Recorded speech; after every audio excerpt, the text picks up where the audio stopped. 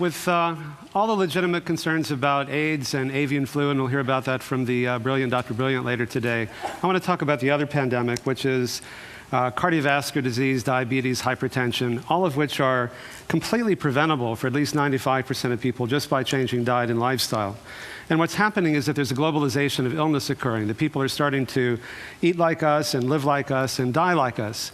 And in one generation, for example, Asia's gone from having one of the lowest rates of heart disease and obesity and diabetes to one of the highest. And in Africa, cardiovascular disease equals the HIV and AIDS deaths in most countries. So there's a critical window of opportunity we have to make an important difference that can affect the lives of literally millions of people and practice preventive medicine on a global scale. Heart and blood vessel diseases still kill more people, not only in this country, but also worldwide than everything else combined, and yet it's completely preventable for almost everybody. It's not only preventable, it's actually reversible. And for the last almost 29 years, we've been able to show that by simply changing diet and lifestyle, using these very high-tech, expensive, state-of-the-art measures to prove how powerful these very simple and low-tech and low-cost interventions can be, like quantitative arteriography before and after a year and cardiac PET scans.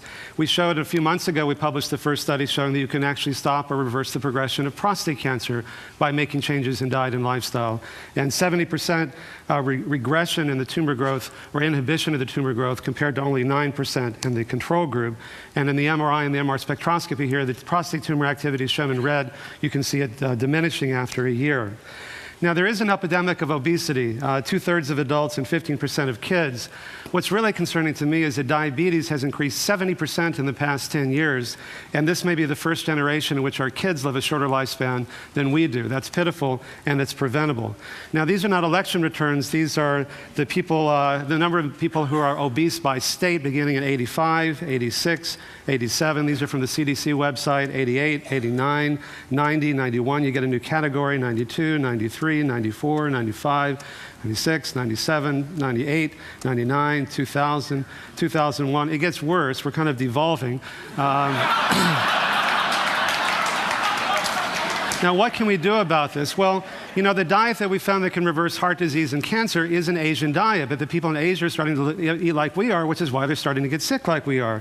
So I've been working with a lot of the big food companies. They can make it fun and sexy and hip and crunchy and convenient to eat healthier foods. Like I chair the advisory boards of McDonald's and PepsiCo and ConAgra and Safeway and soon Del Monte, and they're finding that it's good business. The salads that you see at McDonald's came from their work.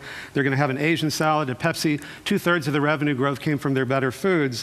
And so if we can do that, then we can free up resources for buying drugs that you really do need for treating AIDS and HIV and malaria and for preventing avian flu. Thank you.